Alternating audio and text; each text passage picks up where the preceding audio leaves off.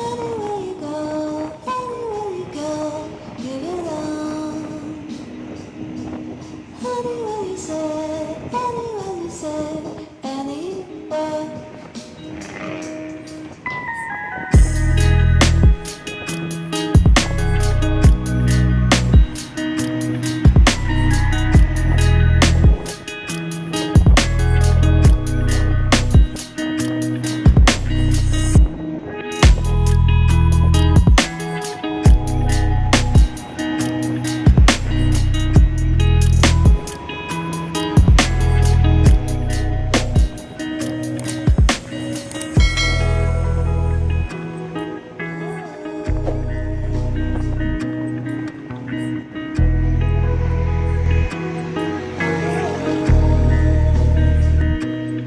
Halo, assalamualaikum warahmatullahi wabarakatuh. Apa kabarnya di sana? Ya, semoga aja kita semuanya baik-baik saja ya, sama-sama baik-baiknya. Jadi tetap sehat, sukses selalu bagi kita semuanya. Amin ya rabbal alamin. Ya, jaga kesehatan juga ya, karena ini lagi musim pandemi, jadi harus tetap hati-hati ya. Kita akan mereview ya, jadi ada pelatihan, nanti kita akan buat 2 konten ya, ada pelatihan kemudian ada juga review ladang anggrek ya, review ladang anggrek Mojokerto. Oke, kita lanjut ya.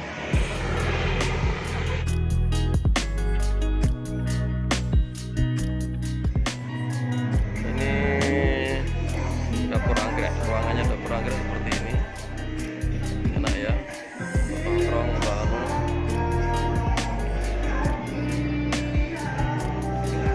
Kita nanti acaranya adalah catering ya, catering mall, kita peluang bisnis, jadi ada pelatihan ya. Semoga nanti punya bermanfaat bagi yang lain, bagi kita semuanya. Amin ya rabbal alamin.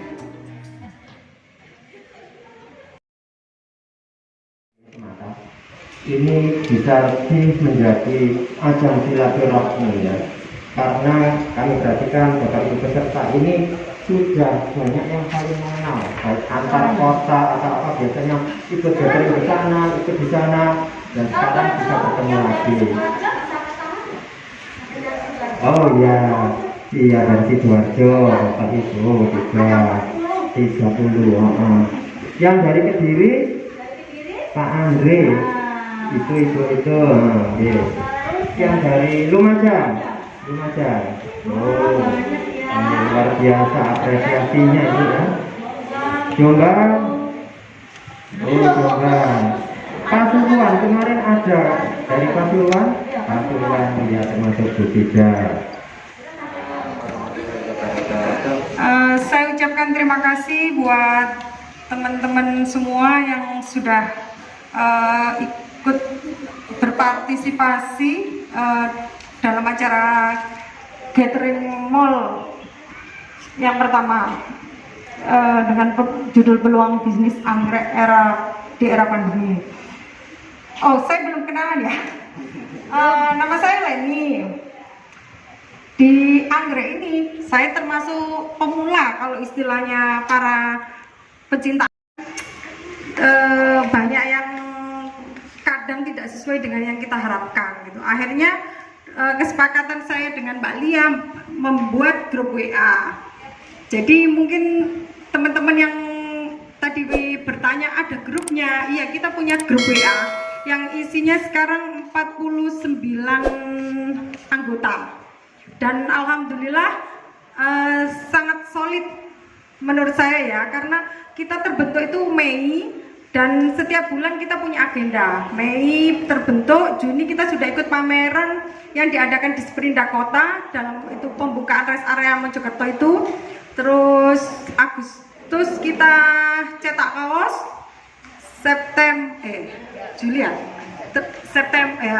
Agustus kita cetak kaos sama ada lomba foto. Terus September event ini. Jadi untuk komunitas yang menurut saya itu sangat baru ya, masih muda, kita itu sudah apa ya, sudah eksis. oke banget gitu loh. Seperti itu. Dan sekali lagi saya ucapkan terima kasih buat teman-teman semua yang sudah jauh-jauh datang dari Lumajang, dari Kediri, dari Jombang, dari Surabaya. Untuk selamat datang dan selamat mengikuti acara gathering kali ini. Juga tak lupa saya ucapkan terima kasih buat teman-teman mall yang sudah sangat support dengan acara ini. Terima kasih dan Assalamualaikum warahmatullahi wabarakatuh. Anggrek itu mempunyai nilai ekonomis yang tinggi, itu sudah sangat lama. Dari spesies, dari hutan, sama dari hybrid persilangan itu sudah lama sekali dan sudah banyak ragamnya. Karena itu dibanding dengan tanaman hias yang lain, anggrek itu lebih stabil untuk harga, untuk perkembangan ke depannya. Bisnis anggrek itu sebenarnya tidak perlu apa ya, tidak perlu besar-besaran juga tidak apa, misalkan ibu-ibu yang koleksi itu bisa di rumah, skala kecil gitu bisa. Misalkan dengan cara membeli seedling dibesarkan atau membeli yang sudah besar, bisa kalau untuk dikomersilkan itu bisa dengan cara di-split.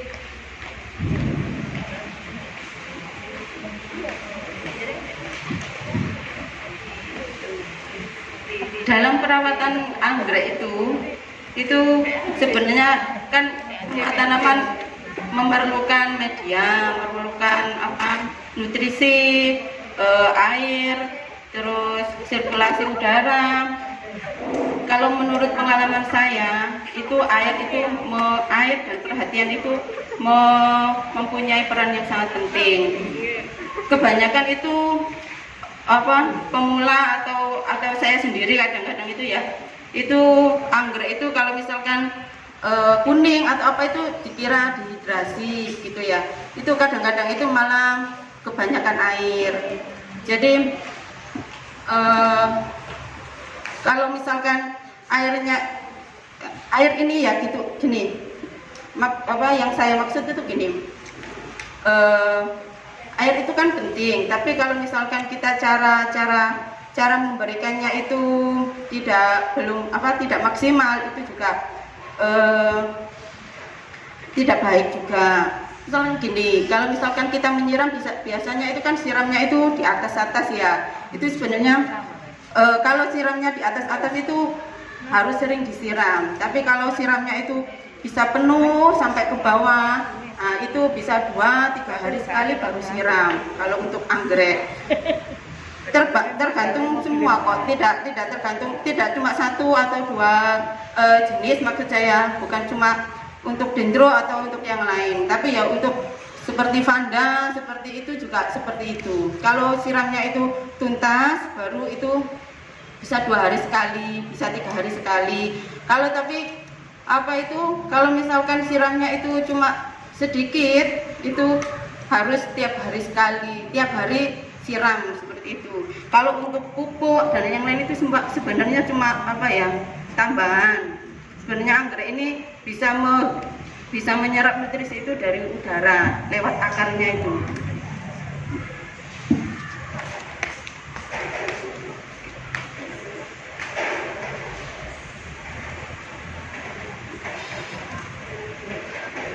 Saya kira seperti itu ya. Nanti dilanjut saja ya dengan pertanyaan, karena sebenarnya sebenarnya anggrek itu enggak susah, enggak harus istilahnya itu sulit gitu loh. Untuk perawatan itu sebenarnya intinya ya kalau menurut pengalaman saya intinya itu di airnya itu. Kalau misalkan kita bisa kontrol air, saya kira kayak penyakit, kayak jamur, kayak bisa teratasi. Sudah cukup Mas. Sudah. Ya, Assalamualaikum warahmatullahi wabarakatuh. Terima kasih. kasih Bu Nur atas paparan singkatnya mengenai perawatan anggrek. Iya, terkait dengan materi yang pertama mungkin ada pertanyaan-pertanyaan yang diajukan nanti yang bisa berkembang untuk pembicaraan kali ini. Monggo silakan. Ada yang mau bertanya? Iya, Oke, kita himbau dulu yang 1, 2, 3 ya. Kita ambil 3 penanya. Yang pertama,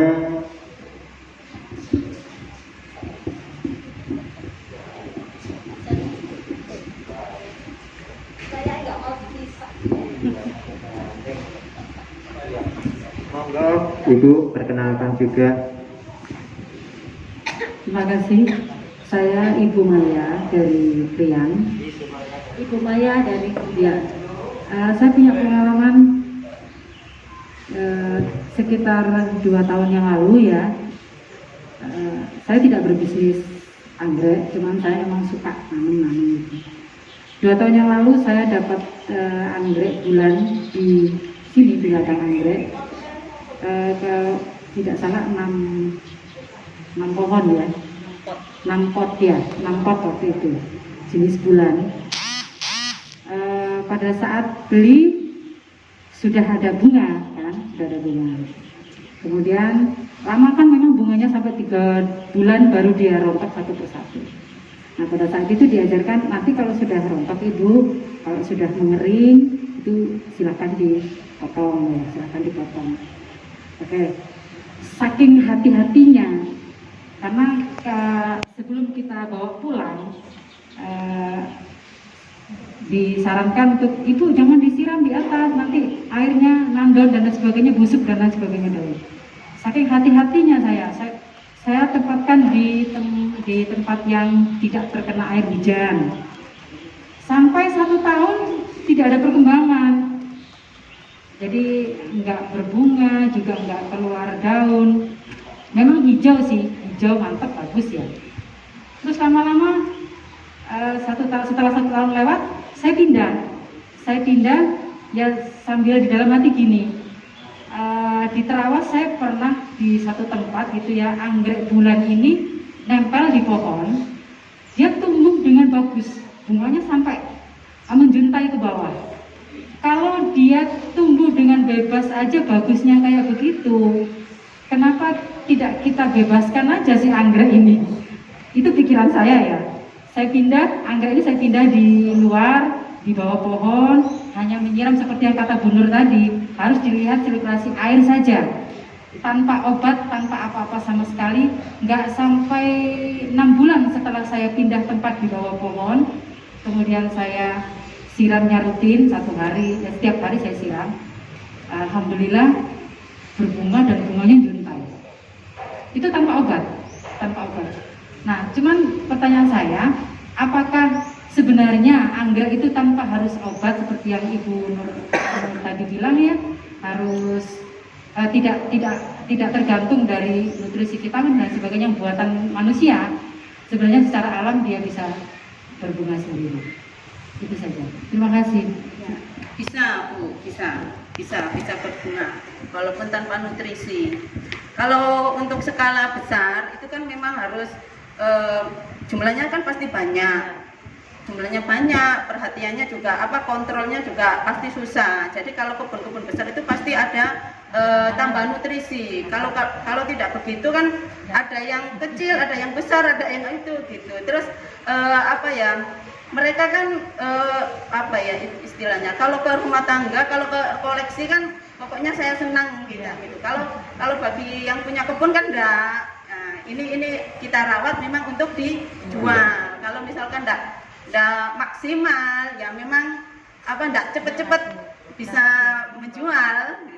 Saya semprot dengan nutrisi, kalau enggak tahu nutrisi apa, saya beli itu akhirnya saya tekuk biar kembali, akhirnya ya kuningnya itu hilang, lama-lama sembuh. Nah, terus yang lain seperti dendro, itu kan ada luka gitu juga, kering tapi di tengahnya, saya sempat tidak mau sembuh. Nah, yang jadi pertanyaan saya, anggrek apa saja yang butuh matahari dan anggrek apa saja yang tidak begitu butuh matahari, terus yang sedang-sedang saja itu apa? Itu aja pertanyaan saya. Terus satu, kedua, yang saya tahu Vanda, mbak-mbaknya yang punya Vanda itu kan di bawah itu ada botol dikasih air. Nah, diinfus. Yang saya tanyakan itu kan akarnya tetap itu saja yang dimasukkan, apa bergantian? Lah, saya namanya bingung ya, saya tidak ngerti plus. Saya ganti. Katanya anak saya, bingung iku engko akar itu digonta, ganti telung dina pisan. Nah, terus itu air biasa apa dikasih nutrisi? Ya, saya dengar itu katanya kan dikasih airnya beras. Saya ya yang buta itu, pikir saya yang bergizi, saya kasih, saya siramkan gitu. Kok lama-lama bau yang di botol, saya buang, saya ganti lagi, bingung sendiri. Itu yang saya tanyakan apa yang benar itu. Itu ya Mbak Nur, terima kasih. Ya, pendapat orang kan memang beda-beda ya. Kadang uji coba di tanaman satu berhasil, di tanaman yang lain itu kadang-kadang tidak berhasil. Kalau yang anggrek untuk yang mau panas itu biasanya dendrobium. Dendrobium itu mau panas, Vanda itu mau panas, cuma harus kontrol air kalau Vanda. Kebanyakan kalau Vanda kan tanpa media. Kalau untuk anggrek bulan itu kalau tumbuh gini bisa, dipanas itu bisa. Tapi ya tidak sepanas dendrobium, di level tengah lah untuk anggrek bulan kalau untuk pertumbuhan sebenarnya. Kalau untuk pembungaan sebenarnya di stressing di tempat dingin itu biasanya muncul. Cuma ini yang kalau untuk skala besar ya. Jadi mereka itu biasanya kalau besar itu untuk pembesaran dari kecil ke remaja ke dewasa itu dia di lowland di daerah rendah. Nanti kalau sudah dewasa mau waktunya spek itu dia dikirim ke yang suhu dingin dia langsung bisa spek, nanti dibawa ke itu lagi. Itu kalau yang itu besar. Kalau yang untuk rumahan ya sebenarnya enggak apa-apa, yang penting dia nyaman gitu aja, enggak masalah sebenarnya. Bisa pokoknya anggreknya subur, enggak bermasalah, itu bisa keluar bunga sendiri dia. Itu kalau untuk Cattleya itu sedang-sedang. Sebenarnya ada Cattleya yang highland, Cattleya yang untuk memang dia suhu dingin, ada yang panas. Nah, kalau misalkan biasanya yang panas ini batangnya besar-besar, daunnya lebar-lebar itu tahan panas. Nah, kalau untuk yang infus tadi sebenarnya itu kan biar tidak dehidrasi. Akar Vanda kan banyak memang, cuma kan tetap pohonnya satu. Jadi akar manapun yang dikasih pasti kan yang nyerap cuma satu gitu. Boleh sini saja, enggak masalah. Kalau airnya itu biasanya boleh dikasih vitamin, nutrisi. Cuma ya kalau menurut saya sendiri itu air saja sudah cukup, karena kan tidak setiap hari diganti airnya. Nah, kalau misalkan nutrisi di dalam air ini kalau sudah berapa jam itu sudah tidak ada fungsinya.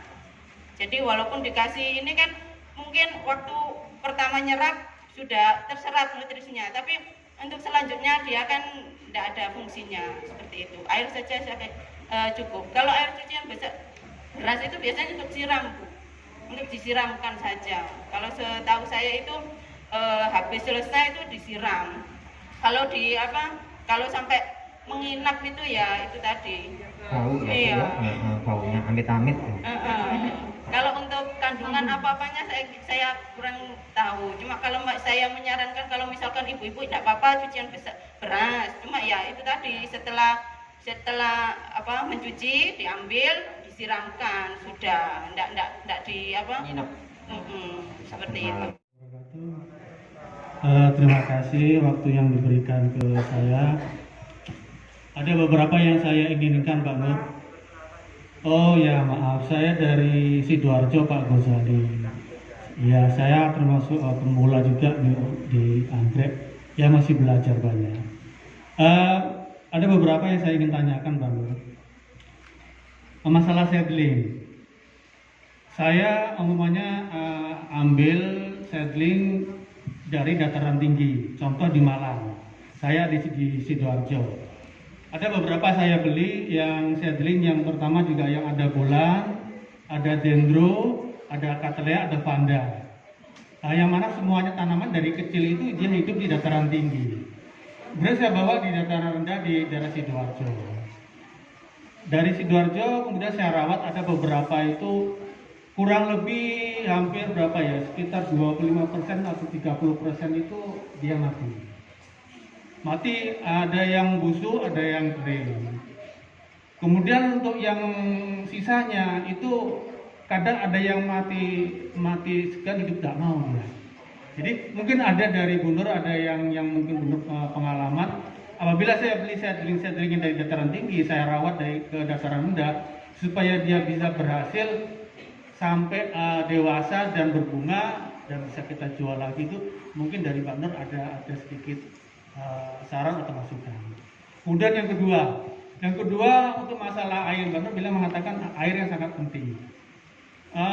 Begitu juga ada kalau di dataran tinggi kita banyak menggunakan itu air dari gunung atau dari sumur. Kemudian dibawa ke dataran rendah. Yang kebanyakan kalau di Surabaya atau Sidoarjo itu menggunakan kadang PDAM. Nah, bagaimana untuk merawat anggrek yang awalnya dari dataran tinggi dirawat dengan air yang sumur atau air pegunungan, menggunakan air PDAM yang ada di dataran rendah. Itu aja sementara. Assalamualaikum warahmatullahi wabarakatuh. Matur suwun Bapak Ghazali dari Sidoarjo. Pertanyaan yang pertama terkait masalah pembelian seedling yang berasal dari daerah dataran tinggi, benar. Baik bulan, dendro, cattleya, vanda. Setelah dirawat di rumah di Sidoarjo ternyata 25% mati. Sisanya hidup segan mati tak mau. Nah, bagaimana itu tipsnya Bu Nur agar seedling tersebut bisa tumbuh subur meskipun di dataran rendah? Monggo Bu Nur, dipersilakan. Ya, memang kalau dari tempat yang dingin ke rendah itu biasanya sedikit stres ya Pak ya, karena kan dari dingin ke panas. Sebenarnya kalau kita bicara seedling itu bukan cuma bagaimana kita merawatnya saja, bagaimana istilahnya itu kondisi cuaca di tempat kita. Cuma kadang-kadang memang seedling itu kan dari botolan. Nah, botolannya ini kan ada medianya. Nah, biasanya itu sedikit punya pengaruh. Kalau medianya di dalam botol ini bagus, biasanya itu pertumbuhannya bisa cepat. Kalau tidak terlalu bagus, biasanya memang agak lambat. Nah, kalau misalkan belinya di Malang, terus kan dibawa ke Sidoarjo, mungkin itu tempatnya.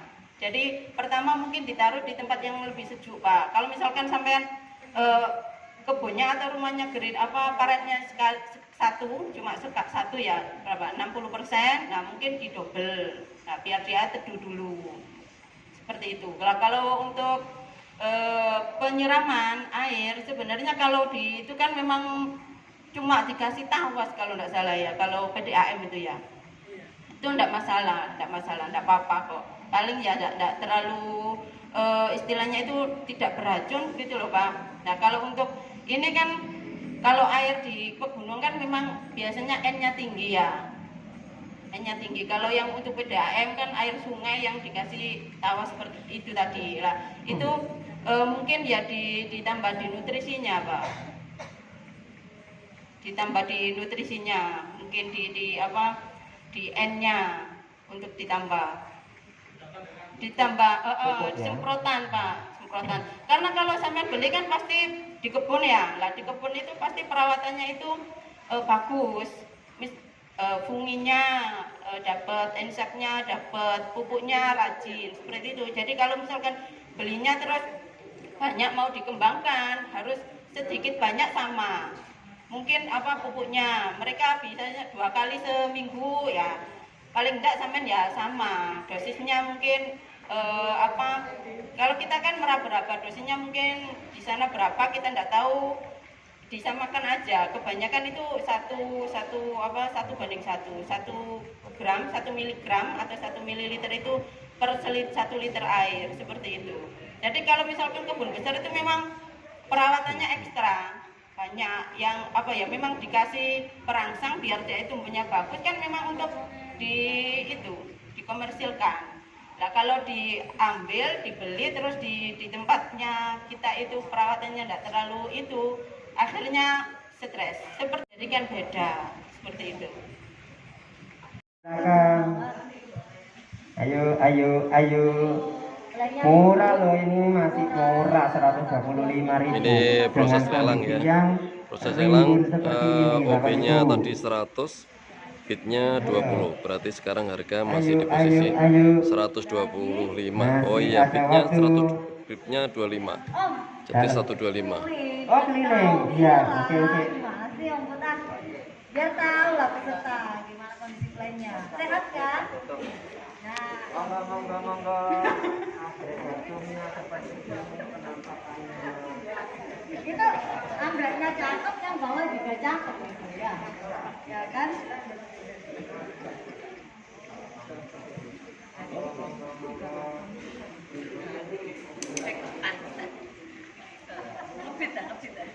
Ayo.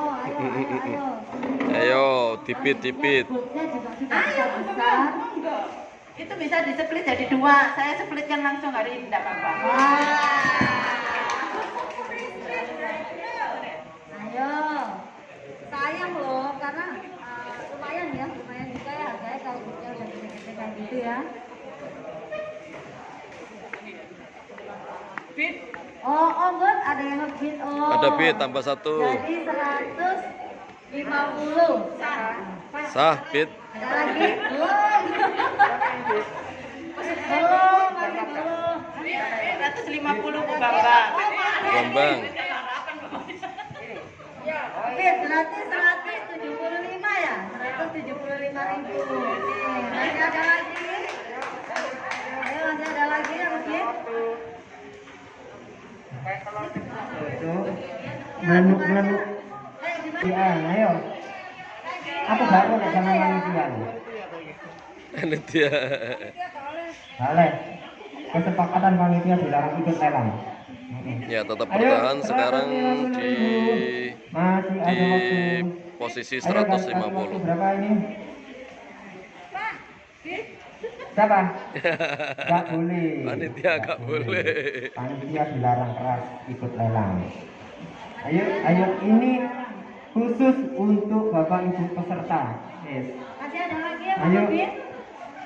1, Ayo, 150.000. 3, 4. Kita hitung sampai 10 ya. Kita hitung countdown dari 10. 10, 9, 8. Ya, yang fit. Nah, Ibu siapa Bu? Mbak Ria, Mbak Karania, 175. Ayo, Masih ada lagi? kita hitung lagi 10 ya. 10, 9, 8. 7, Ayo, Mbak Ria sampai hitung. 5, 4, 3, 2, 1. Oke. Tes close ya. 175.000 rupiah. Nah, ini So. ada kabar baiknya lagi ya Ibu ya. Buat yang hadir di daftar ini, yang hadir 15 orang pertama itu dapat hadiah pot cantik dari mall. Ya. Ayo, Cici. Namanya nomor 1. Maju satu-satu ya, langsung diambil ya Ibu ya, biar cantik gak hilang ya. Bu Mega Sulkia dari Kediri. Oh, diambil dokumentasi. Kemudian Bu Elvi Setiati Mati dari Jombang. Enak ya, datang aja dapat pot ya. Itu bentuk apresiasi kepada Bapak Ibu yang sudah meluangkan waktunya. Kemudian Sugi dari Lumajang. Riri. Ada Bu Heti dari Lumajang. Ada juga Ardi Adi dari Lumajang. Ada Bu Mino juga dari Lumajang. Sama Lili dari Mojokerto. Musisi dari Mojokerto. Iya. Mojokerto, Bu Farania. Mojokerto, Bapak Gonzali dari Sidoarjo. Oh, ayo Pak Lili dari Jepang. Sidoarjo. Monggo. Nah, Ada Bu Dwi Novia dari Mojokerto sama Bu apa ini? Jumrah Kuhina. Bu Jumrah Iya. Kuhina. Dari Mojokerto. ini biar ada tuase gitu ya. Iya. Hadir.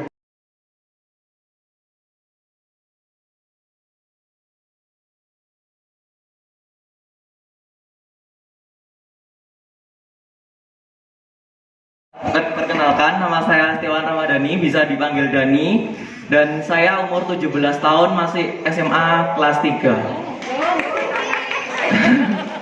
Jadi panggilnya saya boleh mas, boleh adik, pokoknya jangan om atau bapak.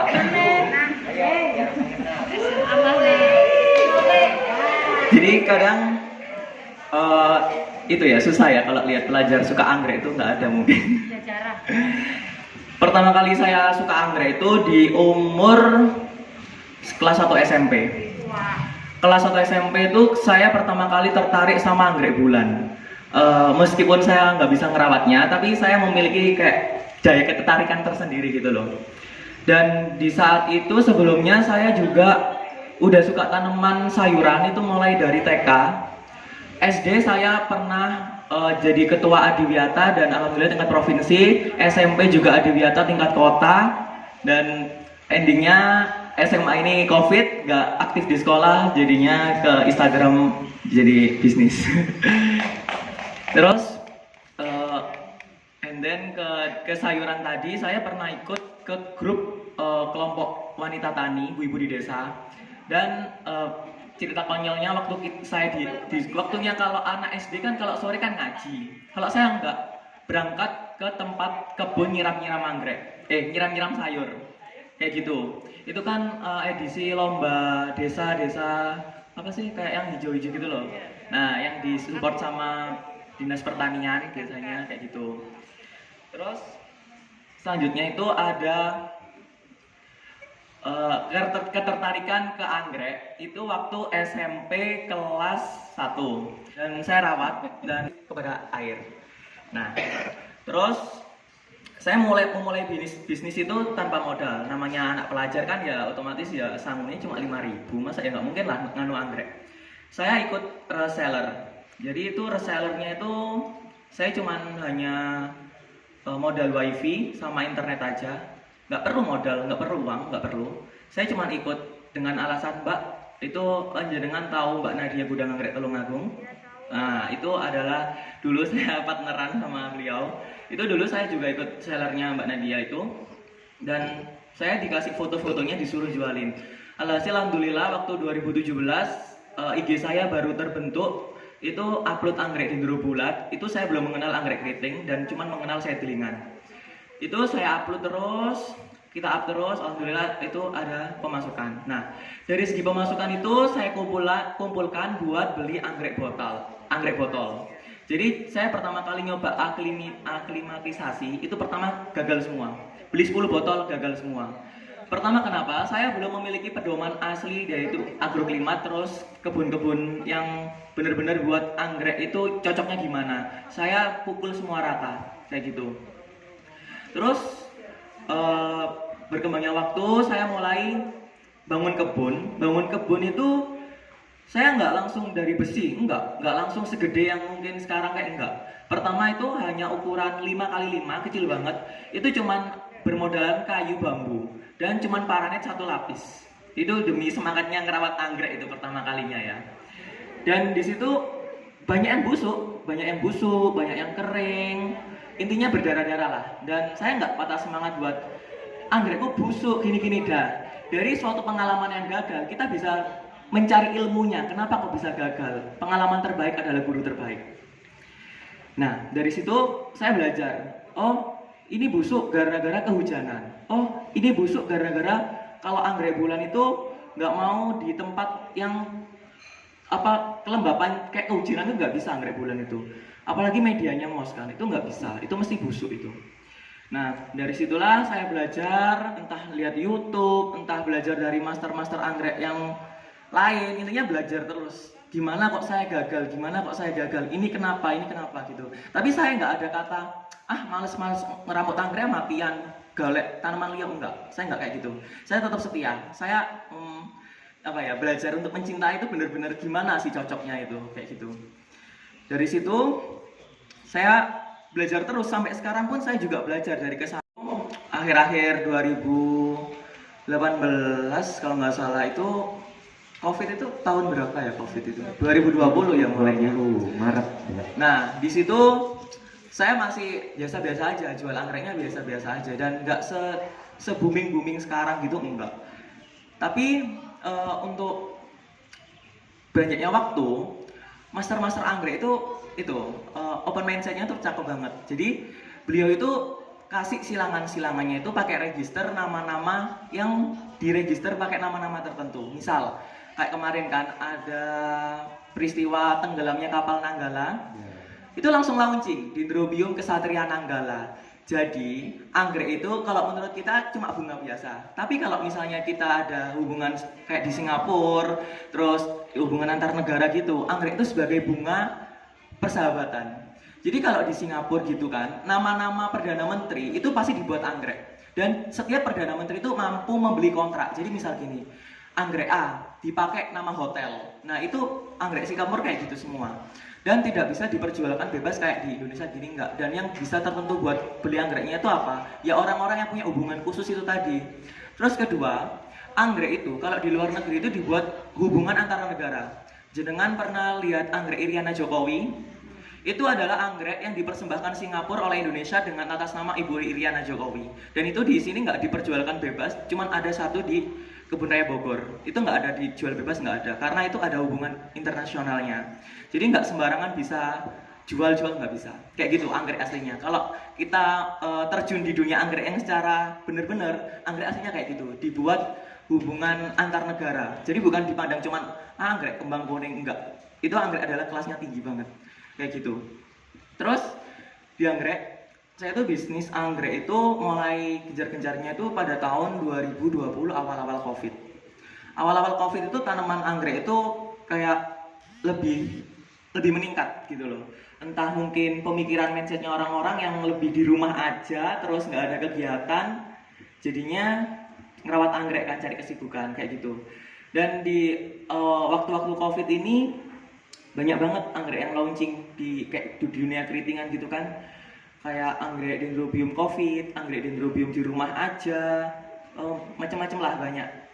Dan itu sebagai terobosan kalau anggrek itu bukan monoton, tapi melainkan anggrek itu adalah satu tanaman yang bisa mengikuti zaman gitu. Jadi kadang kayak misalnya kita lihat, kenapa sih anggrek keriting kok selalu mahal?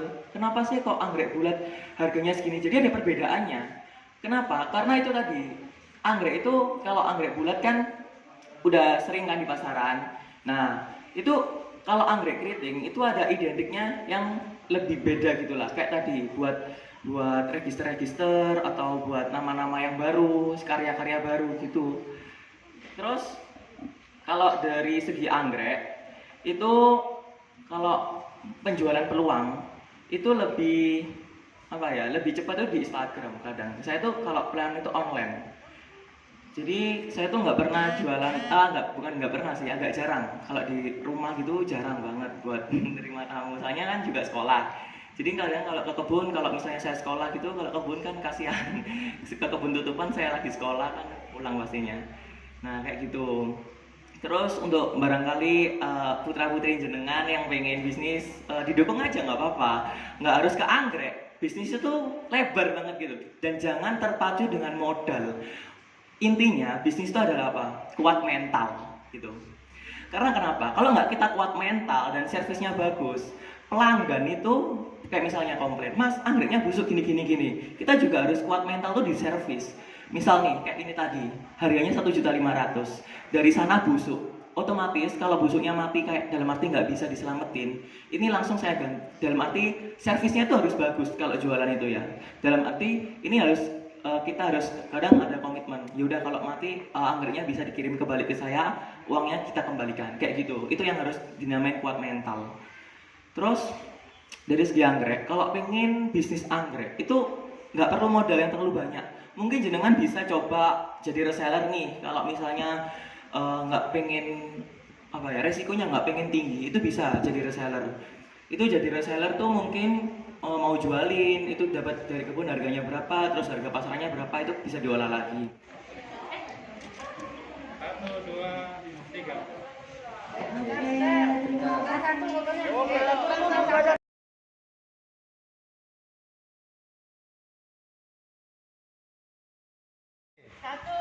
Nah, bentar. Jadi nanti Bu Ketum mau Jokowi ambil voucher. Yes, yes, yes. Ya 3 kali ya, yes ya.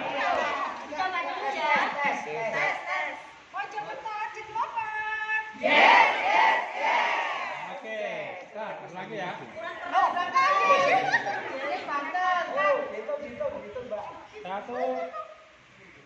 1, 2, 3.